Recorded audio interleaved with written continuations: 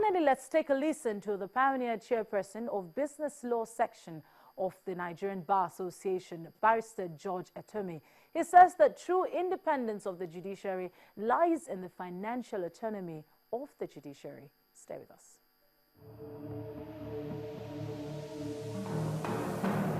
Would you say that the judiciary is underfunded? Clearly. The judiciary is clearly underfunded, and the reasons are myriad. The one thing I think we should all understand is that by the very structure of governance, the judiciary does not have the same sort of voice as the executive arm of government or the legislative arm of government. Most times they have to rely on the NBA or lawyers to speak out for them. You're highly unlikely to have the CJ on TV canvassing for more money or granting press interviews and all that. So maybe that relative voicelessness is what makes them not to be given the right priority under the principles of the separation of powers. Because essentially that's what we're dealing with here. And then the other major reason is our background under military rule. Under military rule, I mean, the judiciary was only kept for some semblance of completeness. Otherwise, it was not a priority of the military to have a truly and fully functional judiciary. And what does that really portend? If the judiciary is financially independent, they're able to appoint their own judges, they're able to fund their activities, they're able to do what they should. So they truly become independent and therefore not easily susceptible to maneuvers from the executive arm of government, which is principally always the problem. So a combination of these two factors has made it now look like a habit for the judiciary not to get what it should get. But we must quickly say that this is a democracy, and any democracy thrives or survives on the rule of law. And you cannot really discuss the rule of law without the judiciary, without the judicial arm of government.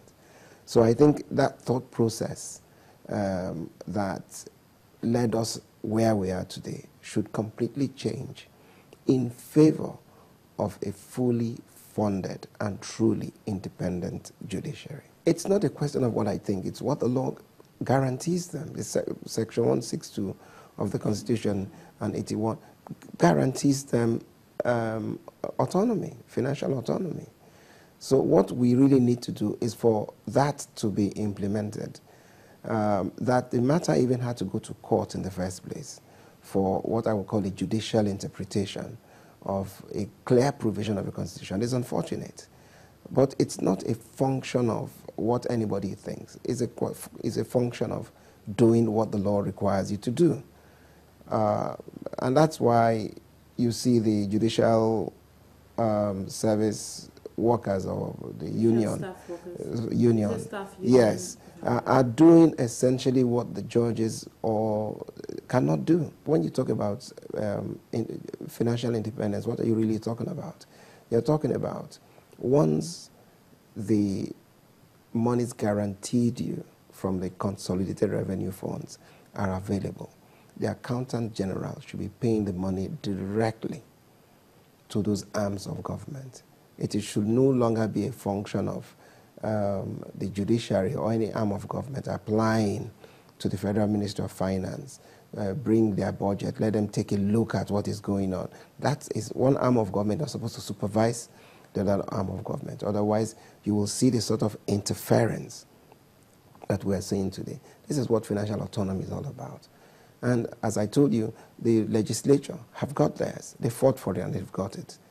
Now, the judiciary cannot fight and use the same sort of tactics as the legislature can, but good sense tells us that you should grant them financial autonomy. And today, what are we seeing in several states? Most of the judicial services are comatose. The court buildings are in very poor states. The very heart of the dispensation of justice, which is the delivery, listening, getting your evidence, listening, analyzing it, the mechanism by which it's done is so antiquated in Nigeria. Is incredible. Our judges are still writing judgments. I don't know if you saw the Oscar Pistorius trial, which I always make reference to. You saw what the milady was doing in that trial. All she was doing is look at the demeanor of the witnesses, generally absorb the surroundings to make up her mind. Those who were responsible for taking the evidence electronically were doing so.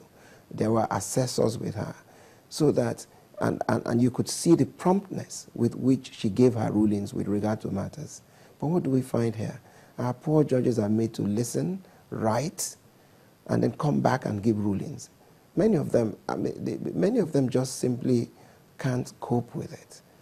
And the danger in not changing the system is that you're going to dissuade truly committed people from going into that very critical arm of government. The die is cast. We will now wait to see who blinks first, the government or the judiciary workers. But however the ball rolls, we will bring it all to you. Thank you so much for being a part of the program.